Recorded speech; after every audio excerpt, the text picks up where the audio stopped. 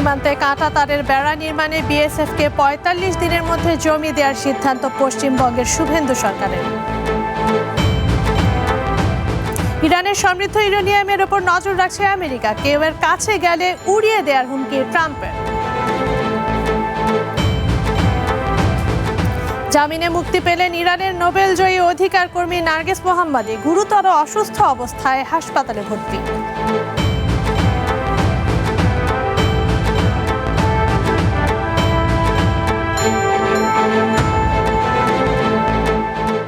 স্বাগত আন্তর্জাতিক বুলেটিনে। আমি তানজিনা অন্ত।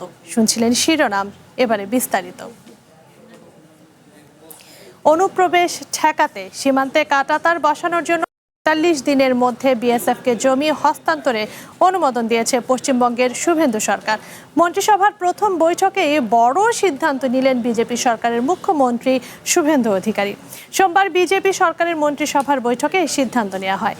কাঁটাতারের বেড়া দেওয়ার জন্য প্রায় ৬০০ একর জমি হস্তান্তরের সিদ্ধান্ত নিয়েছে সরকার। বৈঠকে পশ্চিমবঙ্গের মুখ্যমন্ত্রী বলেন, রাজ্যের জনবিন্যাস বদলে গিয়েছে, যা উদ্বেগের বিষয়। তাই দায়িত্ব নেওয়ার প্রথম দিনই তারা কেন্দ্রীয় স্বরাষ্ট্র মন্ত্রণালয় এবং বিএসএফকে জমি হস্তান্তরের অনুমোদন দিয়েছেন বলে জানান শুভেন্দু। এই কাজের তদারকির জন্য ভূমি ও রাজস্ব সচিব এবং মুখ্য সচিবকে বিশেষ দায়িত্ব দেওয়া হয়েছে।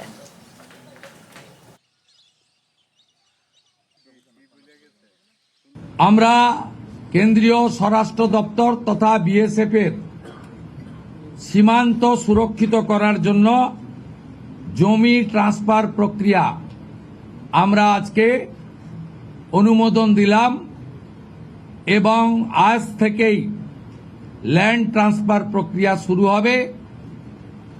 ভূমি ও রাজস্ব সচিব তাকে এবং মুখ্য সচিবকে দায়িত্ব দেওয়া হলো ৪৫ দিনের মধ্যে বিএসএফ এর প্রয়োজনীয় জমি হস্তান্তর সম্পূর্ণ করতে হবে।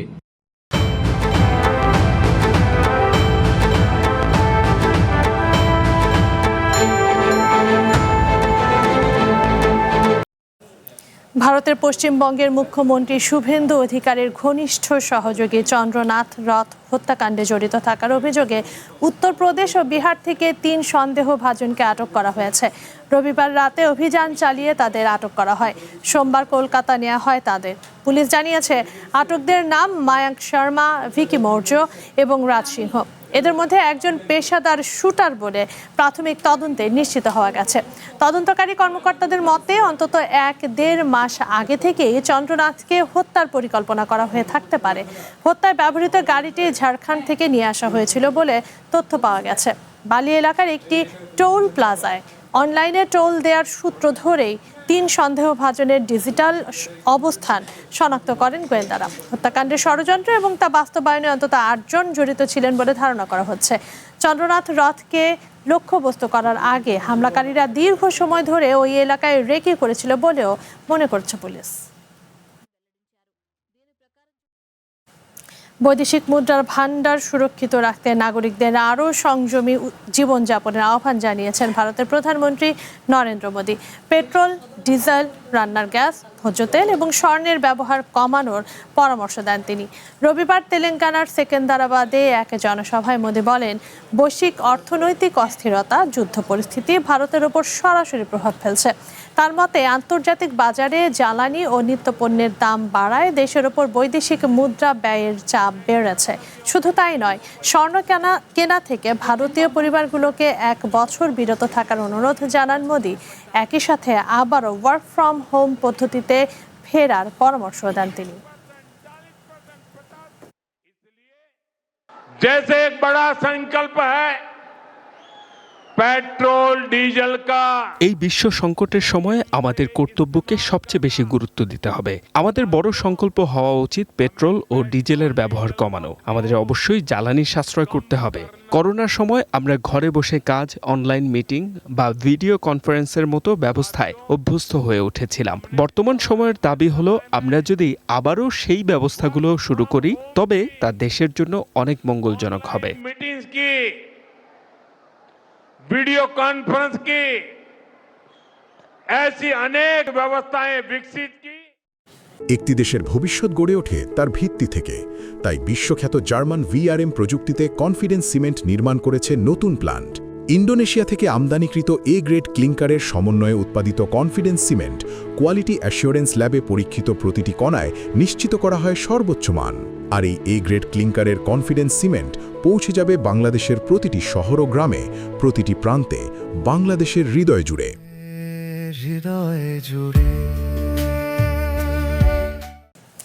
ইরানের সমৃদ্ধ ইউরেনিয়ামের ওপর এখন আমেরিকার গোয়েন্দাদের কড়া নজর। কেউ যদি সেই ইউরেনিয়ামের ধারে কাছে যাওয়ার চেষ্টাও করে তবে তাকে রেহাই দেওয়া হবে না বলে হুঁশিয়ারি দিয়েছেন আমেরিকার প্রেসিডেন্ট ডোনাল্ড ট্রাম্প। রবিবার হোয়াইট হাউসে ফুল মেজার উইথ শেরিল অ্যাটকিনসন অনুষ্ঠানের সাক্ষাৎকারে এমন হুঁশিয়ারি দেন তিনি। ইরানের সমৃদ্ধ ইউরেনিয়াম নিয়ে নিজের কঠোর অবস্থানের কথা আবারও বিশ্ববাসীকে জানিয়ে দিলেন ডোনাল্ড ট্রাম্প। রবিবার হোয়াইট হাউসে ফুল মেজার উইথ শেরিল অ্যাটকিনসন অনুষ্ঠানে দেয়া এক বিশেষ সাক্ষাৎকারে ট্রাম্প বলেন, ইরান যাতে কখনোই পারমাণবিক অস্ত্র তৈরি করতে না পারে সেজন্য সব ধরনের প্রস্তুতি নিয়ে রেখেছে আমেরিকা। আমরা এই জায়গাটার উপর দিনরাত 24 ঘন্টা নজর রাখছি। আমি মহাকাশ বাহিনী বা স্পেস ফোর্স তৈরি করেছি যারা প্রতিটি মুহূর্ত পর্যবেক্ষণ করছে। সেখানে যদি কেউ হেঁটেও যায় তবে আমাদের প্রযুক্তির সাহায্যে আমরা তার নাম ঠিকানা বলে দিতে পারবো। সোজা কথা হলো, কেউ যদি ওই ইউরেনিয়ামের কাছে যাওয়ার চেষ্টা করে তবে আমরা তাদের উড়িয়ে দেব। সাক্ষাৎকারে ট্রাম্প আরও দাবি করেন, ইরানের সামরিক শক্তি এখন আগের চেয়ে অনেক দুর্বল। তাদের নৌবাহিনী বা বিমান বাহিনী এখন আর আগের মতো অবস্থায় নেই। ট্রাম্পের মতে আমেরিকার এই কড়া নজরদারির কারণে ইরান এখন এক প্রকার কোণঠাসা।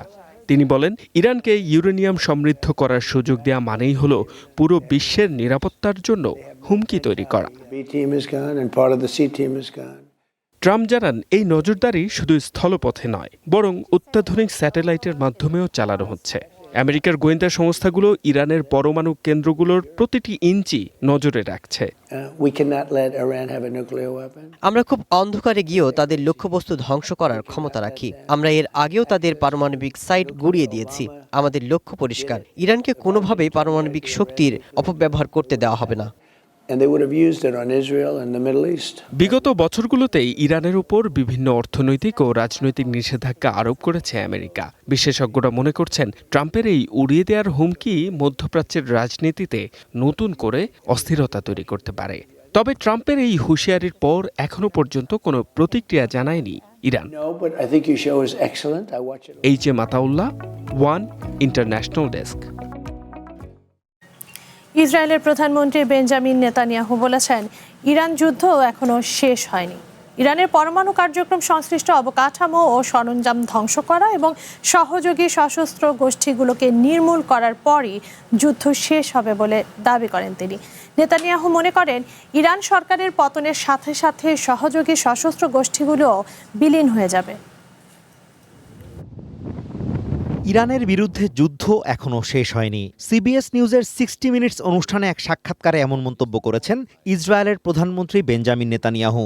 যুদ্ধ শেষ হওয়ার আগে ইরানের পারমাণবিক সরঞ্জাম, ইউরেনিয়াম সমৃদ্ধকরণ কেন্দ্র এবং সহযোগী সশস্ত্র গোষ্ঠীগুলোকে নির্মূল করা প্রয়োজন বলে দাবি করেন তিনি।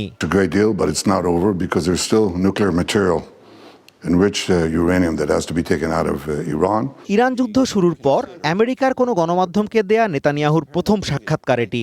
এতে ইরান যুদ্ধের নানা দিক নিয়ে কথা বলেন নেতানিয়াহু। সাংবাদিক মেজর গ্যারেট তাকে একের পর এক প্রশ্নবাণে জর্জরিত করলেও অত্যন্ত দক্ষতার সাথে সেগুলোর মোকাবিলা করেন তিনি। ইরানের সমৃদ্ধ ইউরেনিয়ামের বিষয়ে পরবর্তী করণীয় সম্পর্কে জানতে চাইলে তিনি দাবি করেন, চুক্তি হলে দেশটি থেকে খুব সহজেই সেগুলো সরিয়ে নেওয়া যাবে। তবে চুক্তি না হলে সামরিক পদক্ষেপের মাধ্যমে তা করা হবে কিনা সেই বিষয়ে কথা বলতে অপারগতা প্রকাশ করেন তিনি। ইরানের পাশাপাশি লেবাননেও যুদ্ধবিরতির কোনো সম্ভাবনা আছে কিনা জানতে চাইলে তিনি তা নাকচ করে দেন। বলেন, হিজবুল্লাহকে নির্মূল করার আগ পর্যন্ত এই যুদ্ধ থামবে না। তিনি এও দাবি করেন, ইরানের সহযোগী সশস্ত্র গোষ্ঠীগুলো ইরান সরকারের পতনের সাথে সাথেই বিলীন হয়ে যাবে। এ সময় মেজর গ্যারেট জানতে চান, ইরান সরকারের পতন ঘটানো সম্ভব কিনা। জবাবে নেতানিয়াহু বলেন, সম্ভব, তবে এই বিষয়ে তিনি কোনো নিশ্চয়তা দিতে চান না। Of the terrorist proxy network that Iran built collapses, if the regime in Iran collapses. যুদ্ধ পরিস্থিতিতে মধ্যপ্রাচ্যের সাথে ইসরায়েলের সম্পর্ক নতুন মাত্রা পেয়েছে কিনা জানতে চাইলে তিনি দাবি করেন, ইরানের আশপাশের অনেক দেশই ইসরায়েলের সাথে জোরদার সম্পর্ক গড়ে তোলার বিষয়ে আগ্রহ প্রকাশ করেছে। Some of them, and I never heard that before, let's strengthen our alliance with Israel. দ্বিদলীয় সমঝোতার মাধ্যমে আমেরিকা প্রতি বছর ইসরায়েলকে মোটা অঙ্কের সহায়তা দিয়ে থাকে, যার সবশেষ পরিমাণ $3.8 বিলিয়ন। তবে ইরান যুদ্ধ শুরুর পর আমেরিকার অধিকাংশ মানুষ ইসরায়েলের বিরুদ্ধে অবস্থান নিয়েছে। এর প্রভাব পড়ছে আমেরিকার রাজনৈতিক মহলে। এর ফলে আমেরিকার সহায়তা কমে যেতে পারে কিনা এমন প্রশ্নের জবাবে নেতানিয়াহু দাবি করেন, তিনিই বরং ধাপে ধাপে আমেরিকার উপর থেকে নির্ভরশীলতা শূন্যে নামিয়ে আনার পরিকল্পনা করছেন। এখন থেকেই এই পরিকল্পনা বাস্তবায়ন শুরু করতে চান বলেও জানান তিনি। What I'm saying is that I want to draw down to zero the American financial support. Gaza বিষয়ে আবারও নিজের অবস্থান স্পষ্ট করে নেতানিয়াহু বলেন, হামাসকে নিরস্ত্রীকরণের লক্ষ্য অর্জনেই কাজ করছে তাদের সামরিক বাহিনী। এ সময় হাজার হাজার নিরপরাধ গাজাবাসীর প্রাণ হারানোর বিষয়ে জানতে চাইলে তিনি দাবি করেন, সামরিক বাহিনীর অভিযানের সময় ভুলবশত কেউ কেউ প্রাণ হারিয়ে থাকতে পারে। Azimur Rashid Kanak, one international desk.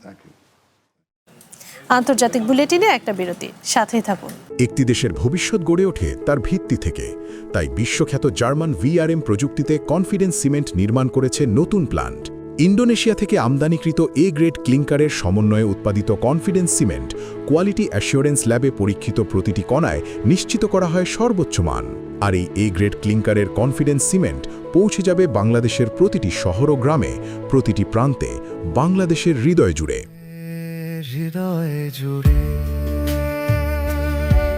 আবারও স্বাগত আন্তর্জাতিক বুলেটিনে।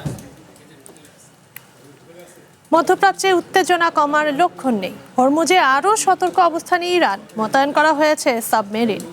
আমেরিকাও নৌ অবরোধ তুলে নেয়নি। এদিকে যুদ্ধ বন্ধে আমেরিকার প্রস্তাবের জবাবে শর্ত জুড়ে দিয়েছে তেহরান, জানিয়ে ঘোর আপত্তি জানিয়েছে ওয়াশিংটন। ইরানের দেওয়া পাল্টা প্রস্তাব প্রত্যাখ্যান করে ট্রাম্প জানিয়েছেন এটি পুরোপুরি অগ্রহণযোগ্য। হরমুজে মুখোমুখি অবস্থানে ইরান এবং আমেরিকা। ওয়াশিংটনের অবরোধ মোকাবেলায় হরমুজের সম্পূর্ণ দেশীয় প্রযুক্তিতে তৈরি বিশেষ সাবমেরিন মোতায়েন করেছে তেহরান। যেসব দেশ আমেরিকার নিষেধাজ্ঞা মেনে চলবে তাদের জন্য হরমুজ পার হওয়া সহজ হবে না বলে কড়া হুঁশিয়ারি দিয়েছে IRGC। এদিকে পাল্টাপাল্টি হামলা অব্যাহত রেখেছে হিজবুল্লাহ এবং ইসরায়েল। 2 মাসের বেশি সময় ধরে চলা সংঘাত বন্ধ এবং শান্তি আলোচনা শুরুর জন্য আমেরিকার দেওয়া সর্বশেষ প্রস্তাবের জবাব দিয়েছে তেহরান, যেখানে জুড়ে দেওয়া হয়েছে বেশ কিছু শর্ত। ইরানের আধা সরকারি বার্তা সংস্থা তাসনিম জানিয়েছে তেহরানের প্রস্তাবের মধ্যে রয়েছে সব ফ্রন্টে অবিলম্বে যুদ্ধ বন্ধ করা, আমেরিকার নৌ অবরোধ প্রত্যাহার, ইরানের উপর আর কোনো হামলা না চালানোর নিশ্চয়তা এবং ইরানি তেল বিক্রিতে নিষেধাজ্ঞা সহ দেশটির উপর থেকে সব ধরনের নিষেধাজ্ঞা প্রত্যাহার করা। তবে গুরুত্বপূর্ণ হরমুজ প্রণালী কিভাবে বা কখন আবারও খুলে দেওয়া হতে পারে সে বিষয়ে কোনো ইঙ্গিত দেওয়া হয়নি, জানিয়ে আপত্তি জানিয়েছে ওয়াশিংটন। যুদ্ধবন্ধে আমেরিকার প্রস্তাবের প্রতি ইরানের প্রতিক্রিয়াকে সম্পূর্ণ অগ্রহণযোগ্য বলে তা নাকচ করে দিয়েছেন ডোনাল্ড ট্রাম্প। নিজের মালিকানাধীন সামাজিক যোগাযোগ মাধ্যম ট্রুথ সোশ্যালে ট্রাম্প এই মন্তব্য করেন। বেশ কিছু গণমাধ্যম বলছে উল্লেখিত অনেক শর্তই একটি চূড়ান্ত চুক্তিতে পৌঁছানোর উপর নির্ভরশীল হতে পারে। এদিকে ট্রাম্পের জবাবের প্রতিক্রিয়া জানিয়েছে তেহরান। দেশটির রাষ্ট্রীয় গণমাধ্যম বলছে আমেরিকার পরিকল্পনার অর্থ ছিল ট্রাম্পের লোভের কাছে ইরানের আত্মসমর্পণ। এমন অবস্থায় ইরানের জবাবকে বিবেচনায় নিয়ে ওয়াশিংটনের পদক্ষেপ নেওয়া উচিত বলে মনে করছে Tehran. Masud Rana, one international desk. শান্তিতে নোবেলজয়ী ইরানের অধিকার কর্মী নার্গিস মোহাম্মদীকে জামিন দিয়ে হাসপাতালে পাঠানো হয়েছে। এক প্রতিবেদনে বিষয়টি নিশ্চিত করেছে রয়টার্স। শারীরিক অবস্থার ক্রমেই অবনতি হওয়ায় সোমবার ইরানের কারাগার থেকে হাসপাতালে পাঠানো হয়েছে তাকে। রবিবার মোহাম্মদীর পরিবার পরিচালিত ফাউন্ডেশনের পক্ষ থেকে জানানো হয় অসুস্থতার কারণে সাময়িকভাবে কারাগারের বাইরে থাকার অনুমতি পেয়েছেন তিনি। 2 সপ্তাহ আগে হৃদরোগে আক্রান্ত হন এই নোবেলজয়ী। এক বিবৃতিতে নার্গিস মোহাম্মদী ফাউন্ডেশন জানিয়েছে পরিবারের আবেদনের পরিপ্রেক্ষিতে রাজধানী তেহরানের পার্স হাসপাতালে তাকে ভর্তি করা হয়েছে। নিজস্ব চিকিৎসকেরাই তার চিকিৎসা করছেন।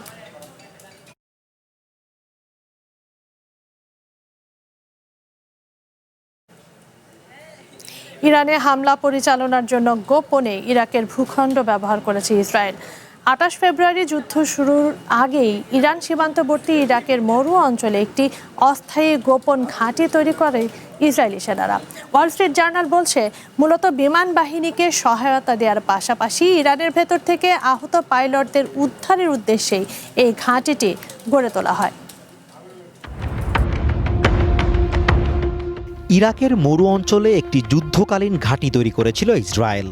ইরান যুদ্ধে সেনাদের সহায়তা করতেই অস্থায়ী এই ঘাঁটি তৈরি করা হয় বলে জানিয়েছে ওয়াল স্ট্রিট জার্নাল। প্রতিবেদনে বলা হয়েছে, ওই ঘাঁটিতে ইসরায়েলের স্পেশাল ফোর্সেসের সদস্যদের রাখা হয়েছিল। পাশাপাশি ঘাঁটিটি ইসরায়েলি বিমান বাহিনীর লজিস্টিক হাব হিসেবেও ব্যবহৃত হয়। যুদ্ধের ঠিক আগ মুহূর্তে গড়ে তোলা ওই ঘাঁটির বিষয়ে জানত আমেরিকা। ইসরায়েলি পাইলটরা নিখোঁজ হলে তাদের উদ্ধারের জন্য সেখানে একটি দল মোতায়েন করা হয়েছিল, যদিও তেমন কোনো ঘটনা ঘটেনি। ইস্পাহানের কাছে আমেরিকার একটি F-15 যুদ্ধবিমান ভূপাতিত হলে ইসরায়েল উদ্ধার অভিযানে সহায়তার প্রস্তাব দেয়। তবে আমেরিকার সেনারা নিজেরাই তাদের 2 পাইলটকে উদ্ধার করতে সক্ষম হয়। ওই উদ্ধার অভিযানের সহায়তা ও নিরাপত্তার জন্য ইসরায়েল আশপাশের এলাকায় বোমা বর্ষণ করে। একটি সূত্রের বরাত দিয়ে ওয়াল স্ট্রিট জার্নাল বলছে, মার্চের শুরুর দিকে ইসরায়েলের গোপন এই ঘাঁটিটির অবস্থান ফাঁস হয়ে যাওয়ার মতো অবস্থা তৈরি হয়েছিল। সেখানকার স্থানীয় এক রাখাল অস্বাভাবিক সামরিক কর্মকাণ্ডের বিষয়ে ইরাকের বাহিনীকে জানায়। ইরাকের সামরিক বাহিনী ঘটনাটি খতিয়ে দেখতে একটি দলও পাঠায় সেখানে। তবে ইসরায়েলের বিমান হামলার কারণে ওই দলটি ঘাঁটির আশপাশের এলাকাতেও যেতে পারেনি। এই ঘটনায় এক ইরাকি সেনার মৃত্যু হয়। ওই হামলার জন্য পরে আমেরিকাকে দায়ী করে ইরাক। পাশাপাশি এ নিয়ে জাতিসংঘে অভিযোগও করে দেশটির সরকার। শুধু ইসরায়েল নয়, ইরাকের নিজেদের ঘাঁটিগুলো রক্ষায় একাধিক হামলা চালিয়েছে আমেরিকাও। এমনকি যুদ্ধ শুরুর পর ইরানের অভ্যন্তরে অস্থায়ী ঘাঁটি তৈরি করেছিল আমেরিকার সেনারা। বিশেষ করে আমেরিকার 2 পাইলটকে উদ্ধারে এই ধরনের ঘাঁটি থেকেই পুরো অভিযান নিয়ন্ত্রণ করা হয়। এ সময় ইরানের হামলায় নিজেদের ক্ষতিগ্রস্ত বিমান ও হেলিকপ্টারগুলো ধ্বংস করে দেয় তারা। Azimur Rashid Kanak, one international desk. Iran যুদ্ধ বন্ধে শান্তি আলোচনার অনিশ্চয়তায় বিশ্ববাজারে বেড়েছে অপরিশোধিত জ্বালানি তেলের দাম। রোববার ব্রেন্ট ক্রুডের দাম 3.1% বেড়ে প্রতি ব্যারেল $104.50 দাঁড়িয়েছে। আমেরিকার অপরিশোধিত তেলের দাম 3.21% বেড়ে হয়েছে প্রায় $98.48। ট্রাম্পের মন্তব্যের পর শান্তি আলোচনা আবারও স্থবির হয়ে পড়েছে বলে মনে হচ্ছে। এতে মধ্যপ্রাচ্যের গুরুত্বপূর্ণ সমুদ্রপথ হরমুজ প্রণালী দিয়ে তেল পরিবহন কবে নাগাদ স্বাভাবিক হবে তা নিয়ে নতুন উদ্বেগ তৈরি হয়েছে। অপরিশোধিত তেলের দাম যুদ্ধ শুরুর আগের তুলনায় ব্যারেল প্রতি প্রায় $20 এবং আমেরিকার অপরিশোধিত তেলের দাম প্রায় $10 বেশি গুনতে হচ্ছে।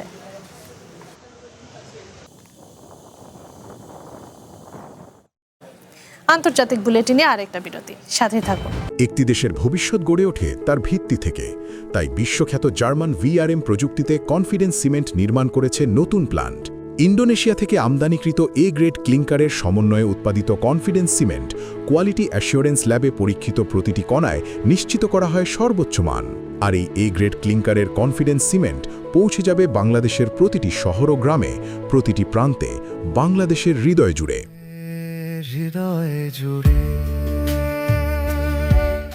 আবারও স্বাগত আন্তর্জাতিক বুলেটিনে। নেপালের রাজধানী কাঠমান্ডুর ত্রিভুবন আন্তর্জাতিক বিমানবন্দরে টার্কিশ এয়ারলাইন্সের একটি যাত্রীবাহী বিমানে অগ্নিকাণ্ড ঘটেছে।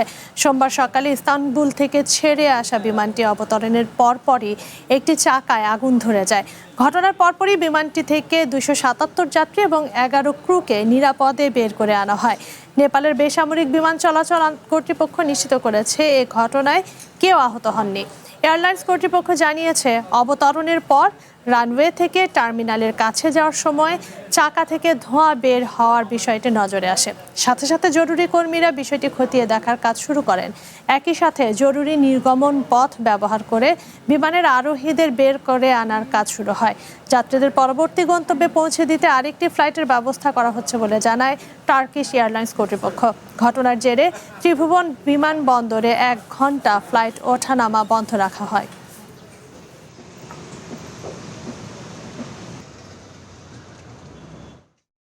এই ছিল আন্তর্জাতিক বুলেটিনে। একটু পরেই দেখবেন জেলা বুলেটিন। চ্যানেল ওয়ানের সাথে থাকুন, যুক্ত থাকুন আমাদের ফেসবুক পেজ এবং ইউটিউব চ্যানেলে।